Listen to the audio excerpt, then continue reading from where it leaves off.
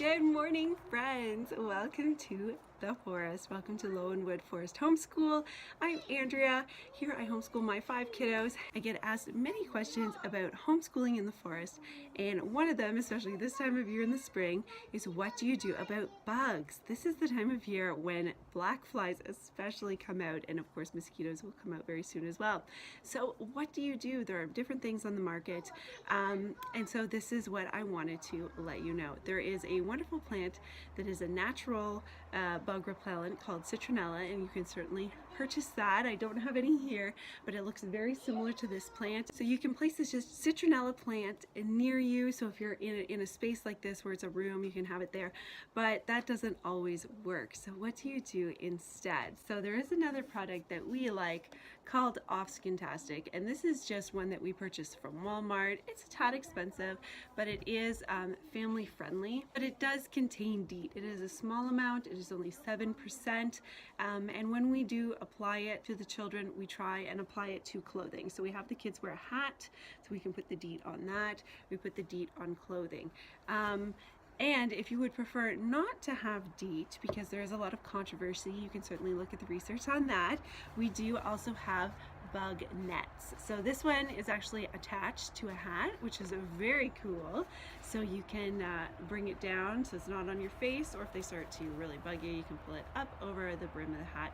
And this surprisingly was at the dollar store. Now I'm in Canada, so that may be why it's in our dollar stores, because we do use them quite often in Canada. You can also find them at our Canadian Tire, which is our local hardware store, but there are many places that carry them. Also the dollar store, you can find just nets. So if you already have the hat, you can purchase just the netting for $1 or $2, and you just put it over your hat, and that is also a fantastic way.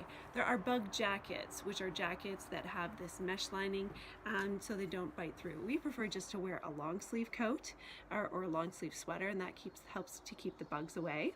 Also, there has been research found that blue attracts bugs, and I can attest that when I wear my bright blue coat, I get so warmed by bugs. So definitely take a look at the different colors you're wearing. Darker colors seem to be better than lighter colors. I don't know what it is that attracts the bugs, because I think most people believe bugs are colorblind, but anyway, it's worth a try. And then if for adults, or if the bugs are extremely bad, my husband and I do use this. This is just Repel mosquito repellent, and it has 23% DEET. So this is a really high concentration. I don't like putting it on the kids, but if my husband or I need to trudge through the forest, or he needs to be outside working among the trees for a long length of time, this works really well. And again, we try to apply it onto clothing as opposed to putting it directly on the skin, just again to try and create another barrier so that the DEET isn't absorbed into the body. I also have this stroller or playpen net, and I'm gonna put it over the baby while she swings. She's trying to fall asleep right now, and this will help protect her. Well, she's falling asleep in the swing, but she'll definitely be protected from bugs.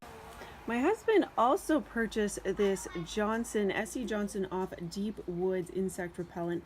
It is DEET-free.